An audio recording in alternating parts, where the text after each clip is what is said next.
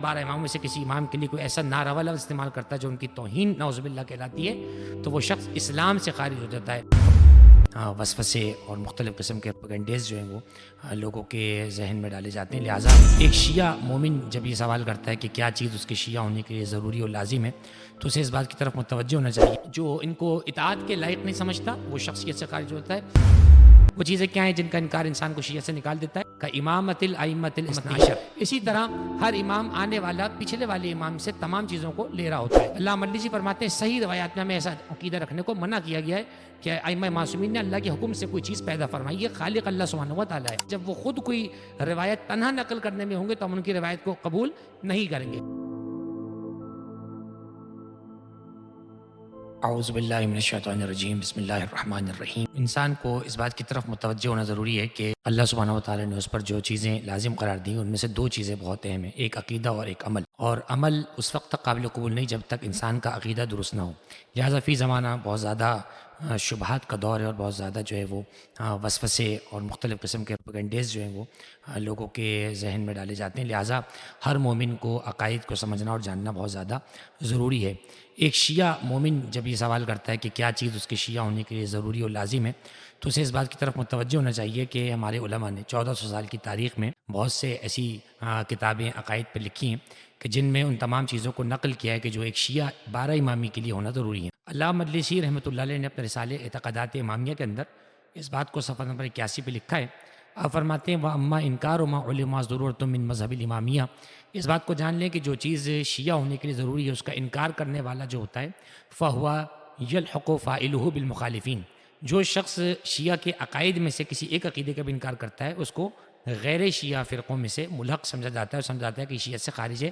وَيَخْرُجُهُ عَنِ التَّدَيُّنِ بِدِينِ الْأَئِمَّةِ الطَّاهِرِينَ صلوات اللہ علیہم، اور وہ شخص ائمہ طاہرین علیہم السلام اہل بیت کے دین سے خارج ہو جاتا ہے۔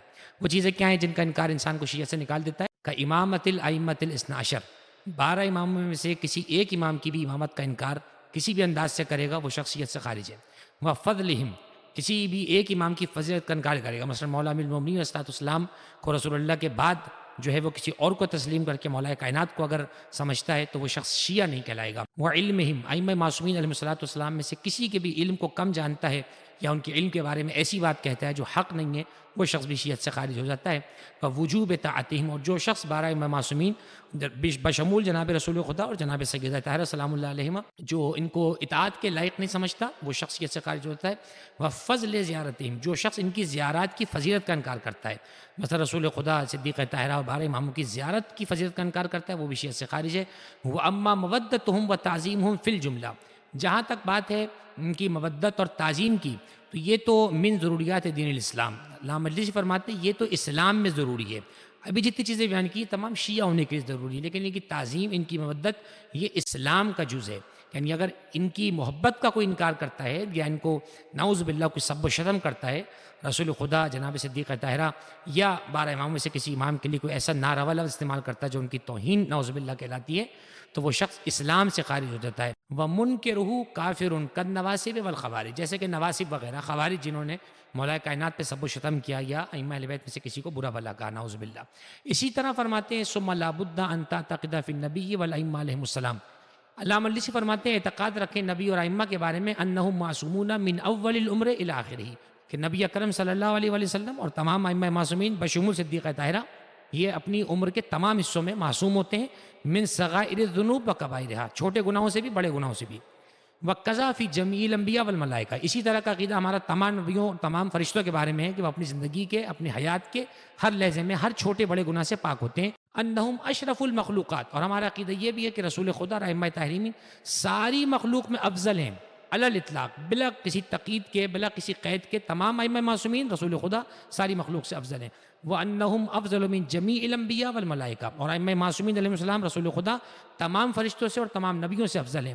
وَأَنَّهُمْ يَعْلَمُونَ عُلُومَ جَمِيعِ الْأَنْبِيَاءِ، اور ہمارا یہ عقیدہ بھی رکھنا ضروری ہے کہ ائمہ معصومین تمام انبیاء کے علوم کو جانتے ہیں۔ وَأَنَّهُمْ يَعْلَمُونَ عِلْمَ مَا كَانَ وَعِلْمَ مَا يَكُونُ إِلَى يَوْمِ الْقِيَامَةِ، اور ائمہ معصومین کے بارے میں یہ عقیدہ بھی رکھا جائے کہ جو ہو چکا پاسٹ میں اس کا بھی علم رکھتے ہیں، جو ہونے والا ہے اس کا بھی علم رکھتے ہیں۔ پھر فرمائیے عقیدہ رکھیں وَأَنَّ عِندَهُمْ آثَارَ الْأَنْبِيَاءِ وَكُتُبِهِمْ، ائمہ معصومین کے پاس تمام انبیاء کے آثار، ان کے چھوڑے ہوئے تبرکات، ان کی چیزیں، ان کی کتابیں ہیں۔ کالتورات والانجیل والزبور وصحف آدم و ابراہیم و شیس، جیسے توریت، زبور، انجیل، آدم، ابراہیم اور شیس علیہ الصلوۃ والسلام کے جو صحیفے تھے، وہ عصا موسیٰ، موسیٰ کا عصا جو تھا وہ ائمہ کے پاس ہے، وہ خاتم سلیمان، حضرت سلیمان کی انگوٹھی ائمہ کے پاس ہے، وہ قمیص ابراہیم، حضرت ابراہیم کی قمیص ائمہ کے پاس ہے، وہ تابوت، تابوت سکینہ ائمہ کے پاس ہے، والالواح، جتنی لوہے آسمان سے نازل ہوئی تختیاں جن پر ہدایات موجود تھیں، وغیرہ ذالک، یہ تمام چیزیں موجود ہیں۔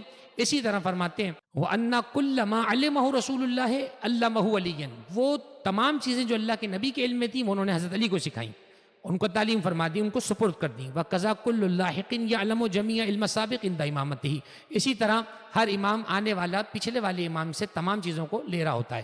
اور یہ عقیدہ بھی رکھنا لازم ہے وَأَنَّهُمْ لَا يَقُولُونَ بِالرَّأْيٍ وَلَا اجتہاد، ائمہ معصومین اپنی رائے سے کوئی لفظ نہیں کہتے ہیں، ائمہ معصومین اپنے اجتہاد سے کوئی بات نہیں کہتے جس میں خطا کا امکان ہوتا ہے۔